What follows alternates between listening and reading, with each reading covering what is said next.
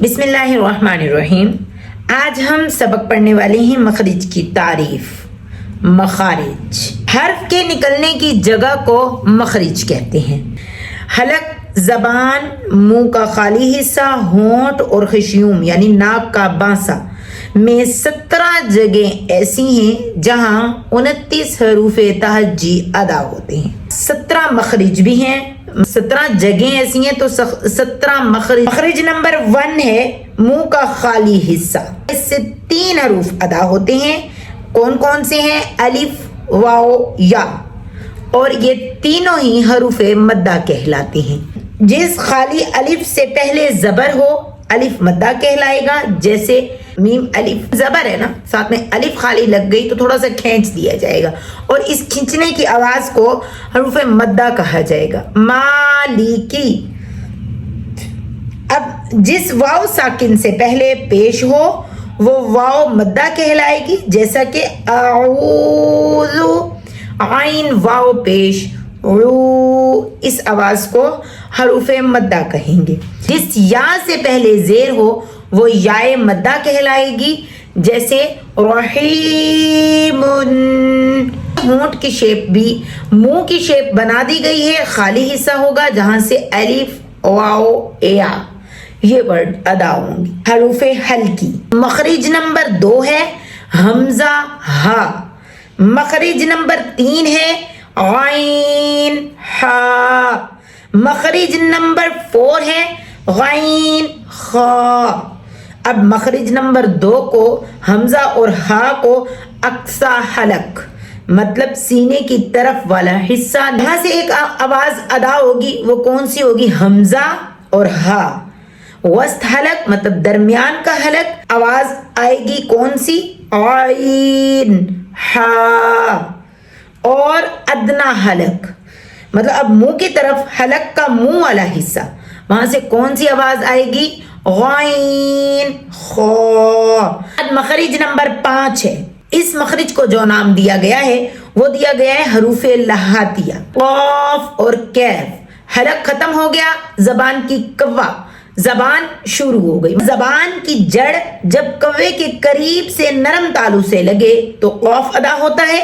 مخرج نمبر 6 قاف کی جگہ سے ذرا نیچے منہ کی جانب ہٹ کر اس سے کیف ادا ہوتا ہے.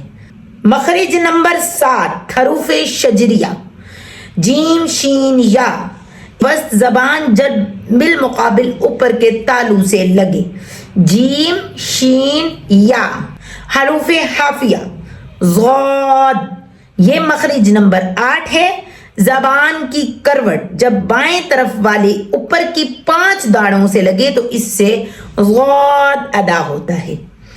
حروف طرفیہ. کون کون سے ورڈ ہیں؟ لام، نون، را. مخرج نمبر 9 زبان کی کروٹ کے آخر سے نوک تک کا حصہ جب اوپر کی ایک داڑ اور دانتوں کے مسوڑے سے لگے تو لام ادا ہوتا ہے. مخرج نمبر 10 لام جہاں سے ادا ہو رہا ہے لام کی جگہ سے ایک داڑ کم ہو کر جب اوپر والے 3 دانتوں کے مسوڑے سے لگے گا تو کون سا لفظ ادا ہوگا؟ نون. مخرج نمبر 11 زبان کے کنارے کی پشت جب اوپر والے 3 دانتوں کے مسوڑے سے لگے گا تو اس سے را ادا ہوگا. حروف نطاعیہ. کون کون سے ہیں؟ تا، دال، طا. مخرج نمبر جو ہے وہ 12 ہیں. جب زبان کی نوک جب اوپر والے 2 دانتوں کے جڑ سے لگے تو تا، دال اور طا ادا ہوتا ہے. حروف لثویہ. مخرج نمبر 13 زبان کی نوک جب اوپر والے 2 دانتوں کے سرے سے لگے تو کون سا لفظ ادا ہوگا؟ وہ ہوگا جی سا، زال اور وا. حروف صفیریہ. کون کون سے ورڈ ہیں؟ زا، سین اور صاد. مخرج نمبر 14 زبان کی نوک سے ادا ہوگا. اوپر نیچے کے دونوں دانت آپس میں ملیں گے سختی سے تو اس سے کون کون سے ورڈ ادا ہوں گے؟ زا، سین اور صاد. حروف شفویہ. کون کون سے ہیں؟ فا، با، میم، واو. اس کو مخرج نمبر 15 کا نام دیا گیا ہے. اوپر والے 2 دانتوں کا سرہ اور نیچے ہونٹ کا اندرونی حصہ اس سے فا ادا ہوتا ہے. مخرج نمبر 16 با، میم، واو ادا ہوتے ہیں. اس طرح کے با جو ہے بند ہونٹوں کے گلے حصے سے ادا ہوتا ہے، میم بند ہونٹوں کے خشک حصے سے ادا ہوتا ہے۔ اب ایک کو نام دیا گیا اطباق شفتین، ہونٹوں کو گول کر کے یہ ادا ہوگا اور اس کو انضمام شفتین کہا گیا ہے۔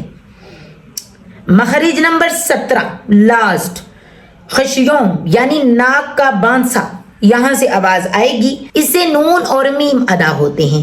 آواز کو تھوڑی دیر ناک میں ٹھہرا کر گنگنی آواز میں پڑھنا، اس کو غنہ کہا جاتا ہے۔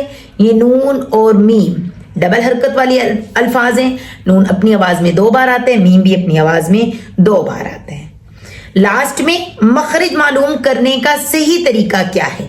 مخرج معلوم کرنے کا صحیح طریقہ، حرف کو ساکن کر دیں۔ ہر حرف، اب الف سے لے کر یا تک ہم نے پورے حروف تہجی لکھنی ہے، ہر حرف کے آگے الف لگا دینا ہے، الف کے اوپر زبر لگانا ہے اور با کے اوپر جزم لگانی ہے۔ الف با زبر اب یہ جو ب کی آواز ہوگی یہ ہوگی جی مخرج۔ انشاءاللہ نیکسٹ ویڈیو میں آپ کے ساتھ ہوگی جی ملاقات۔ ویڈیو کا ادھر ہی اینڈ کرتے ہیں، انشاءاللہ نیکسٹ ویڈیو میں آپ کے ساتھ ملاقات ہوگی۔ میرے چینل کو کر لیں جی سبسکرائب، وید کے اس سبق میں ہمارے ساتھ جڑے رہیں۔